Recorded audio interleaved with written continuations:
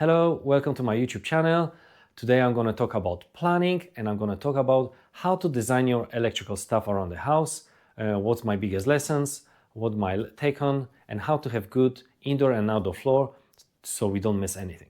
So my biggest take on is to go hard. Just run cables everywhere, put power points everywhere, don't regret it.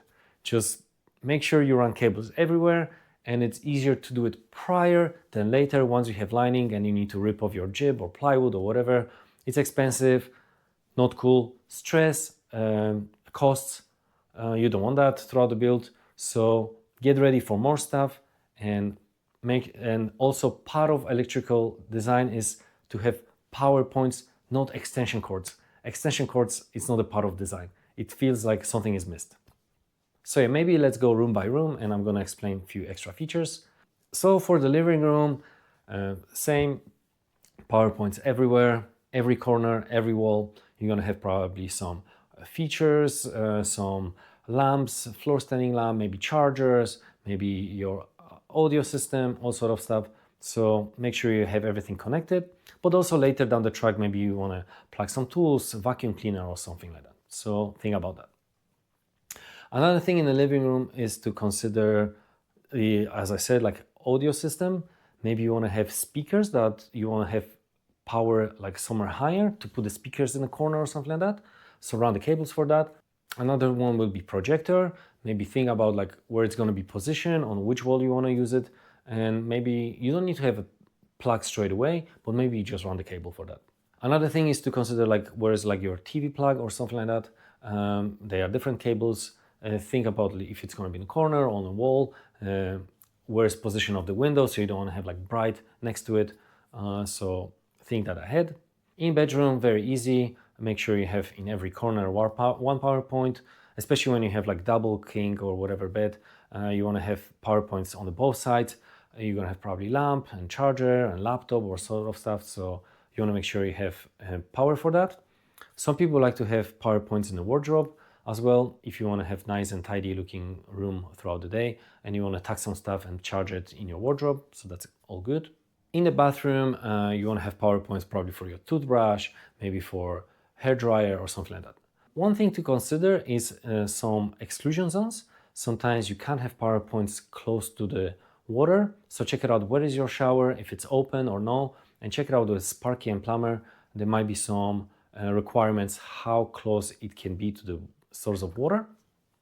And another thing to consider in the bathroom is towel rails. Some towel rails, they stick out quite a bit of the wall, so make sure you don't put them behind the door so you won't be able to fully swing the door, or maybe doors from the shower, and maybe you need to position them somewhere else, and that will also indicate where is your extrusion zone, because sometimes they can't be close to the water and you need to shift them as well.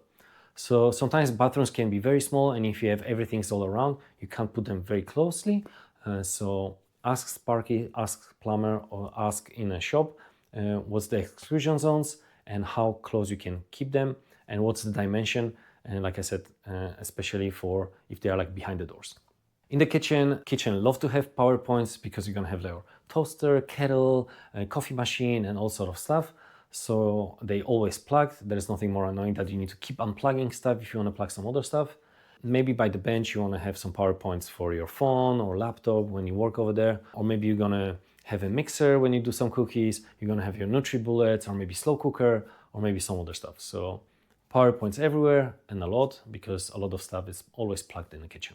Something to consider is Wi-Fi. I run my cables in a central place in my house, like on the top of the wardrobe, so I have my router right in the center of the house. So I know that my signal is strong all around. Think about it when you have bigger house, when you're going to put it. Some people like to keep it, let's say, in the living room, but then the living room is in the one side of the house and all your bedrooms are on the other side, and then you have very weak signal or maybe no Wi-Fi. And then you need to buy extension. Some people don't like to have like too much radiation from that. So if you want to have just one place, try to keep it maybe central and get advice on how you're going to connect it, and maybe it's going to be hidden or maybe somewhere on the shelf. Something to consider in small houses, it's a switchboard.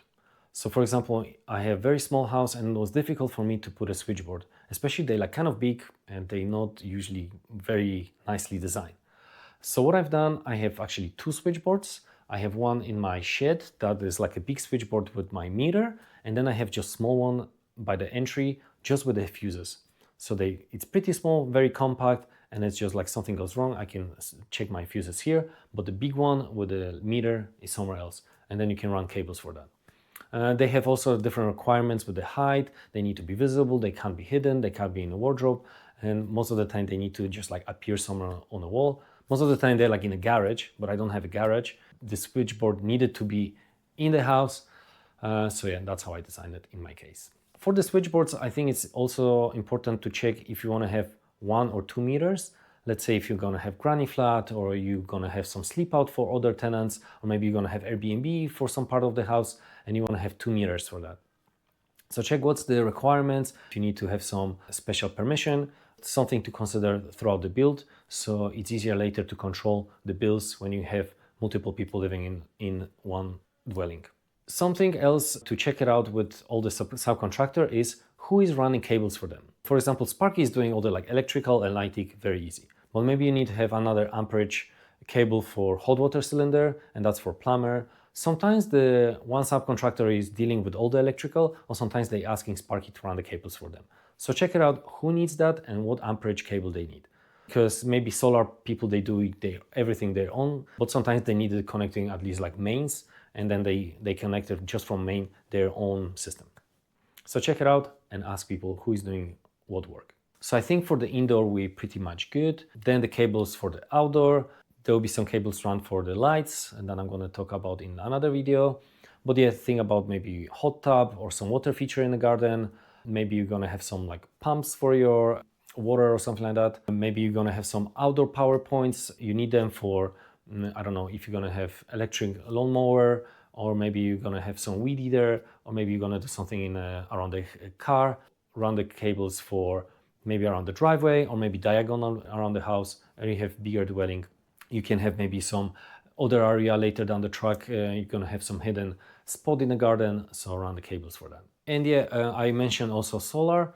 Some people like to keep it for later down the track because it's not important throughout the build. You can run your power through the mains and then have solar later. It's also easy to do like a pre-wiring throughout the build, and then later, if you can afford, you can do it straight away or later, but at least you have your cables in the wall, in the cladding or something like that. They can be just hidden, or they can be just packed somewhere, and they just ready for you to connect the solar system, rather than if you know that, oh, suddenly like you finish the house, you have, oh yeah, I have spare 20K, I want to put down on the solar, and then you need to open your cladding through all the wall again, so not ideal. I think in my case, I think pre-wiring was like 1500 and solar system was around like 17K. So it was easy to do it prior. And then at the end of the build, I knew I have some savings and I use it, connect it straight away, and I don't need to come back to it. So very easy.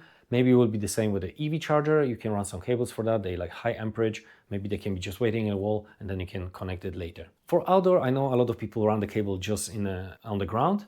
Like a low amperage or something like that, to have lighting or some features in the garden. But maybe you're gonna have pergola attached to the wall, and then you're gonna have electric heater. So maybe check it out. Maybe you need to have some cable like on the top or like within your cladding, or maybe you can have switch over there. So think ahead, and as I said, it's better to have extra cables than not enough. So yeah, I think we pretty much cover everything. We have electrical in every room, every corner, a lot of cables everywhere. They're ready for you. They're sitting in the wall. They also run some cables for different switches, and it's easier to do it prior than later, and it's annoying. You need to take off cladding, you need to remove lining, expensive, stress, you don't want that. So yeah, we're pretty good.